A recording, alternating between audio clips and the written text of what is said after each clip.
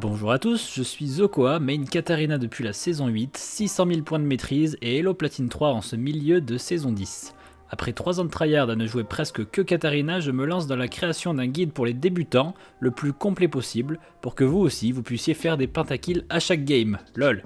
Ce guide est mon tout premier, tout jeu confondu, et n'est que ma 3ème vidéo sur YouTube. Je vous demanderai donc d'être indulgent, et bien évidemment je vous invite à critiquer ce guide dans le fond et dans la forme de façon construite.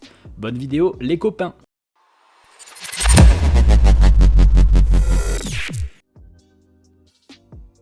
Les runes. Katarina se joue principalement électrocute depuis plusieurs saisons maintenant, ou Thunderlord pour ceux qui ont connu l'ancien système de maîtrise. En cette saison 10, il est également possible de jouer Dark Harvest ou Moisson Noire en français. Cette rune vous conférera un burst moins important en tout début de game, mais vous sera d'une grande utilité en mid et late game. Jouer Katarina, c'est jouer un assassin qui a la possibilité de reset presque tous ses spells à chaque kill tout en se healant. Alors que l'électrocute ne proc qu'une fois sur une cible unique toutes les 25 secondes en début de game et 20 secondes en fin de partie, Dark Harvest peut proc sur tous les ennemis et vous permettre d'annihiler une team entière encore plus facilement et rapidement. Toutefois, cette rune étant plus faible en début de partie et ne proquant pas en début de combo comme le fait Electrocute, mais en fin de combo à condition d'avoir réduit suffisamment la santé de l'ennemi, elle est conseillée aux joueurs plus aguerris. Si vous jouez Katarina Electrocute depuis toujours et souhaitez passer à la Moisson Noire, entraînez-vous d'abord car le changement n'est pas si évident. Pour ce qui est des runes secondaires, on prendra Ruée Offensive pour le bonus de pénétration magique après le Shenpo, l'Arracheur d'œil, le Chasseur Vorace pour augmenter le vote de vie, puis on prendra la rune Précision avec Triomphe pour dive plus facilement ou récupérer de la vie en même temps que nos capacités lors d'un kill, et Coup de Grâce pour terminer notre cible. Même rune pour Moisson Noire. On mettra ensuite 2 points dans la force adaptative et on adaptera notre résistance magique ou défense en fonction du champion adverse. La saison 10 a également apporté une nouvelle façon de jouer Katarina, Katarina Conquérant. Cette nouvelle rune modifiée en début de saison 10 est stackée à chaque attaque et permet à son porteur de heal un pourcentage des dégâts infligés et de gagner de la force adaptative. Dans ce cas de figure, on ne cherche plus à burst l'ennemi, mais à pouvoir tenir plus longtemps en se régénérant et en infligeant davantage de dégâts sur la durée. Cette rune vous est conseillée en cas de match-up ou de team ennemi plutôt tanky. Ici vous ne cherchez pas à rush le revolver Hextech mais bien le sceptre vampirique pour augmenter vos dégâts en même temps que votre heal. Attention, encore une fois, si vous jouiez Electrocute jusqu'à maintenant, le changement vers cette rune n'est pas évident et nécessite de l'entraînement. Il vous faudra également adapter votre stuff avec des objets tels que la danse de la mort notamment, mais nous y reviendrons plus tard dans la vidéo. Pour ce qui est des runes secondaires, on partira sur Triomphe, Sensu ou Ténacité selon si vous souhaitez augmenter davantage votre heal ou votre résistance au contrôle, Coup de Grâce et dans la rune Domination, Ruée Offensive et Chasseur Vorace. On mettra ensuite 2 points dans la force adaptative et on adaptera notre résistance magique ou défense en fonction du champion adverse. Le build. Objet de départ, épée longue, bouclier de Doran ou lame de Doran. L'épée longue a plusieurs avantages. Tout d'abord, l'AD que procure cet item va vous permettre de last hit plus facilement les minions. Lors de la saison 8 et 9, il était courant de voir des Katarina débuter avec le saut noir. Cet item permettait notamment d'avoir plus de sustain lors de la phase de line grâce au bonus de heal que procuraient les potions, et de poc au Q-spell couplé aux runes brûlure et concentration absolue. Malheureusement, il était plus difficile de last hit les minions à cause de l'absence totale d'AD, or farmer avec Katarina en phase de line n'est pas chose aisée contre un champion range à poke. De plus, les runes énumérées ont été nerfs et faisaient beaucoup moins de dégâts. L'épée longue va vous permettre d'avoir une base d'AD en début de partie qui s'avère très utile pour last hit les minions, mais elle va également vous aider à obtenir votre pistolet Hextech plus tôt dans la partie. Cet item fonctionne très bien avec le passif de Katarina, son Shenpo et ses auto-attaques. Enfin, acheter cet item en tant que starter va vous permettre d'acheter 3 potions, contrairement au bouclier de Doran ou à la lame de Doran qui ne permettent d'en acheter qu'une. Bouclier de Doran. Le bouclier de Doran est à privilégier contre les match-ups les plus difficiles. Comme le dit Maître Catlife, le bouclier de Doran est à prendre lorsque vous affrontez des champions contre lesquels vous savez que vous n'arriverez pas à mettre de pression. Cet item vous donnera des HP supplémentaires, du sustain et une potion. Le but ici est de survivre en phase de lane, mais vous pouvez très bien tuer votre ennemi. La lame de Doran. Non, vous n'avez pas mal entendu ni halluciné, la lame de Doran est effectivement un starter possible pour Katarina en cette saison 10, notamment grâce mais aussi à cause de la rune Conquérant. Elle permet également de contrer certains match-ups tels que Diana, Galio et Yasuo qui s'avèrent être assez tanky en début de partie. Diana tanky? Eh bien oui, Diana s'est pris un rework en ce début de saison 10 et se joue également Conquérant.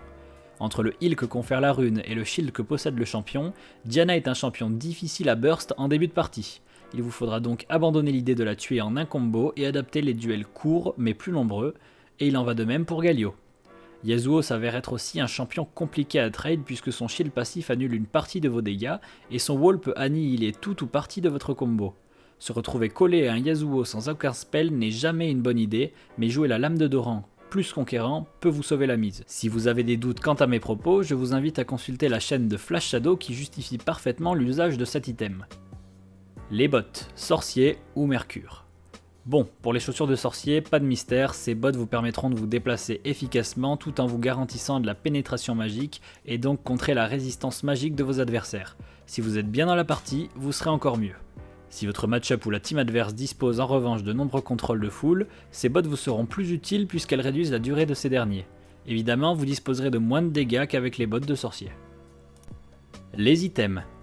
Plus tôt dans la vidéo, nous avons parlé du pistolet Mextech. Cet item est incontestablement le core item de Katarina. Quel que soit l'ennemi en face, vous devrez l'acheter. Cet item confère des dégâts d'attaque et de la paix à Katarina, mais aussi un heal à hauteur de 15% des dégâts infligés et jusqu'à 33% pour les dégâts de zone. Son actif n'est pas négligeable et vous sera même fortement utile puisqu'il permet de slow votre ennemi tout en lui infligeant de bons dégâts, et tout ça rien qu'en un clic, pour bien l'entamer ou bien le terminer. Ainsi, vous chercherez à acheter cet item en premier ou assez tôt dans la partie, en passant bien sûr par le revolver Hextech. Ceci est vrai si vous jouez électrocute ou moisson noire. Il vous faudra privilégier le sceptre vampirique si vous jouez avec Conquérant. Il est également possible, et fortement conseillé, de partir sur un protège-bras du savant lorsque vous tombez contre des champions AD à burst tels que Z ou Talon. Cet item vous permettra d'augmenter vos dégâts en même temps que votre défense, tout en vous dirigeant vers un sablier de Zonia qui vous permettra notamment de contrer l'ulti de Z comme de Talon. Attention toutefois à ne pas acheter le pistolet Hextech trop tard dans la partie, puisqu'il représente un objet phare pour Katarina et ses dégâts. Le Morellonomicon est un excellent item sur Katarina. Il confère de la vie, de la paix, mais aussi de la pénétration magique. Toutefois, la pénétration magique qu'il confère est disponible dès la moitié de l'item acheté, et c'est pour cette raison que beaucoup de Katarina players n'achètent que l'orbe de l'oubli et passent ensuite au bâton du vide pour augmenter davantage la pénétration magique et ne finir le Morellonomicon que plus tard.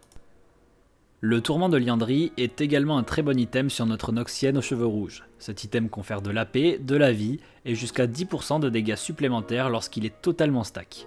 Cet item s'associe parfaitement à la rune Conquérant qui favorise les longs trades et permet d'obtenir ces 10% de dégâts supplémentaires sans trop de soucis. Il est également possible de partir sur une voile de la Banshee contre un adversaire aux dégâts magiques ou une team adverse centrée sur la paix. Cet item vous permettra de cancel le premier spell ennemi et donc de ne pas vous faire contrôle immédiatement lorsque vous engagez les hostilités, ainsi que d'augmenter votre résistance et votre puissance magique. Vous pouvez également choisir d'acheter cet item et un Zonia, attention toutefois à ne pas partir sur trop d'items défensifs, et n'oubliez pas que votre rôle est d'infliger des dégâts, beaucoup de dégâts, et le plus tôt possible dans la game. Le bâton du vide vous fournira une bonne source d'AP ainsi qu'un pourcentage de pénétration magique non négligeable. Cet item vous sera très utile contre une team tanky rushant de la résistance magique. La coiffe de Rabadon est un objet extrêmement puissant, quel que soit le champion. Faites tout de même attention car ses 120 points d'AP et ses 40% de puissance magique supplémentaires sont très coûteux. Ils vous demanderont de débourser la modique somme de 3600 gold. Il y a deux cas de figure. Si vous faites une vraiment bonne partie et avez de l'avance sur l'équipe adverse, vous pouvez rush cet item pour one-shot vos ennemis, ou du moins les tuer très rapidement. Si vous n'êtes pas spécialement bien dans votre game, ou au contraire êtes en mauvaise posture, ne rushez surtout pas cet item. Partez sur des items tels qu'un pistolet Mextech, des bottes de sorcier, une orbe de l'oubli, un Zonia, un bâton du vide, et vous pourrez alors vous permettre d'acheter un Rabadon. Appuyez ensuite sur Alt F4 pour mettre le chapeau sur votre tête. Le Riley est un item acceptable sur Katarina. Il fournit de l'AP, des HP supplémentaires ainsi qu'un slow.